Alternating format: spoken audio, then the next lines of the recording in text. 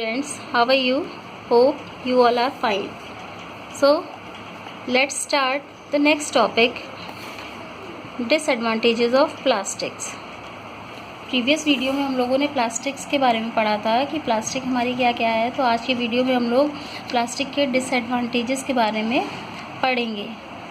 So plastics are very useful in our life. As you know, plastic जो है हमारे जो लाइफ का एक इम्पॉर्टेंट हिस्सा है। आप देखते हैं बहुत ही यूज़फुल होती है हमारी लाइफ में। Lots of our daily work, जो हमारे डेली के बहुत से ऐसे काम हैं जो कि प्लास्टिक बैग्स जिनमें यूज़ होता है ना। Lots of our daily use things are packed in plastic में उनको पैक किया जाता है। But at the same time plastic have become a grave world wide environmental and health problem.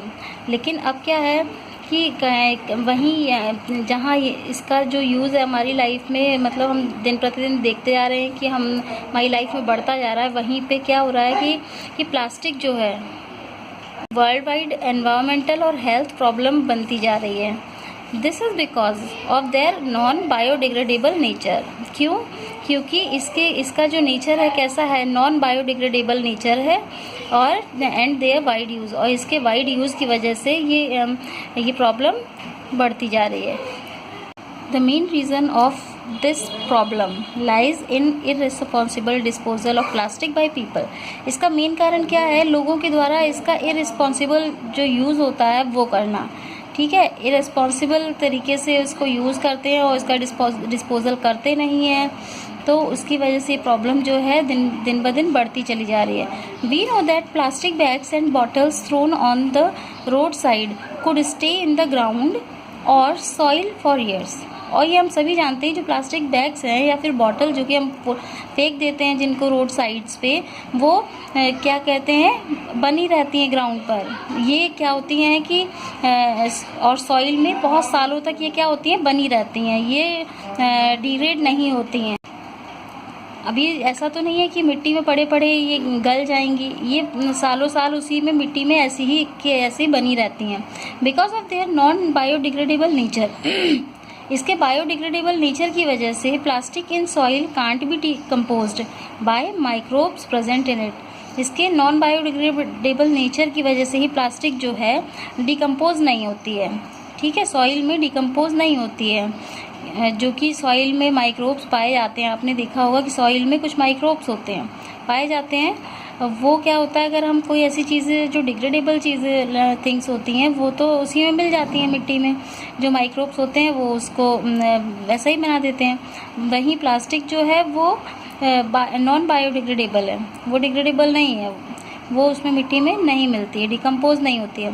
Careless disposal of plastic bag. Plastic bags का careless disposal क्या करता है, chokes drains. Drain जो होते हैं, नाले होते हैं, उनको चोक कर देता है, and soil and hinder the absorption capacity of water by the soil. ठीक है, सॉइल के थ्रू जो वाटर एब्जॉर्ब कर लिया जाता है उस कैपेसिटी को भी क्या कर देते हैं, ये कम कर देते हैं।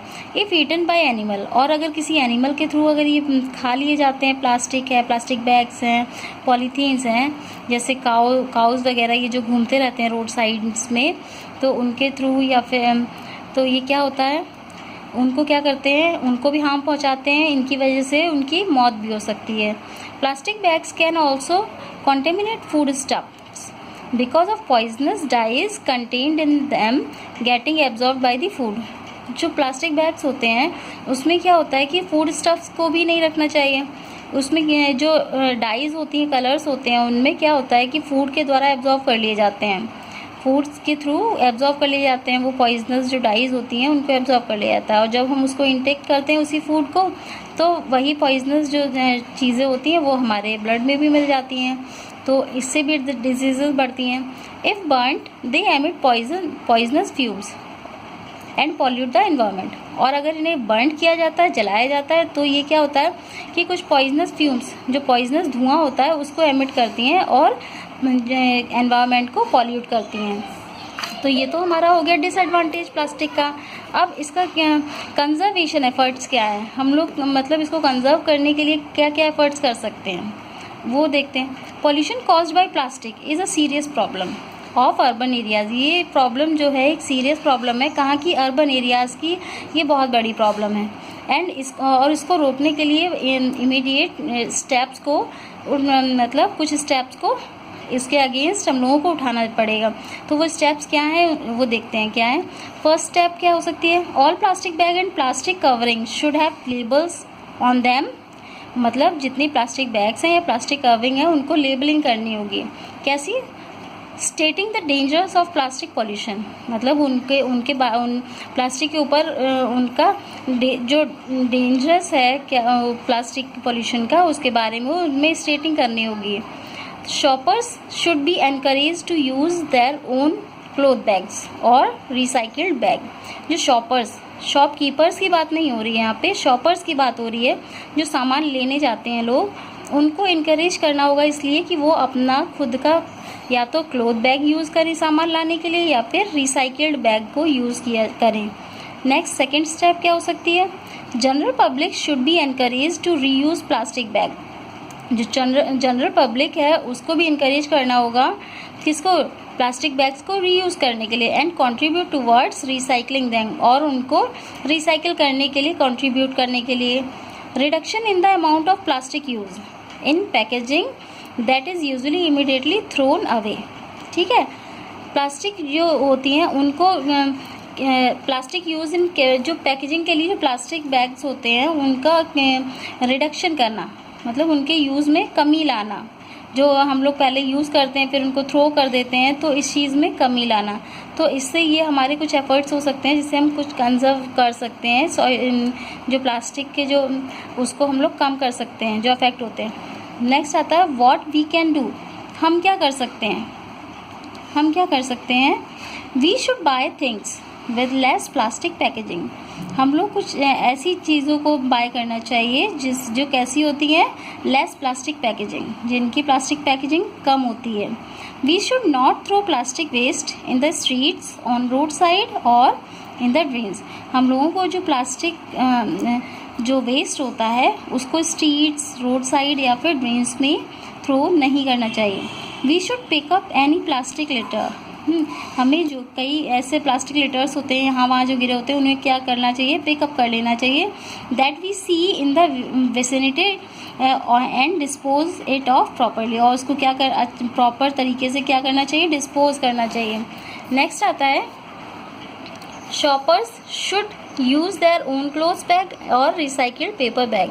जो शॉपर्स होते हैं उनको अपने खुद के क्लोथ बैग या फिर रिसाइकिल्ड पेपर बैग का यूज़ करना चाहिए। We should practise and promote proper disposal of plastic. ठीक है, हम लोगों को ऐसे ये चीज़ प्रैक्टिस में लानी चाहिए या फिर इसको प्रमोट भी करना चाहिए। किसका, proper disposal of plastic. Plastic के प्रॉपर डिस्पोजल को हम लोगों को प्रैक्टिस में भी खुद भी लाना है और दूसरों को प्रमोट भी करना है कि वो अच्छे से प्लास्टिक को डिस्पोज करें। इन आवर होम, अपने घरों में। Never dispose of plastic in the sewage system, और अपने घरों में उसको डिस्पोज करें, ना कि सीवेज सिस्टम में उसको डिस्पोज करें।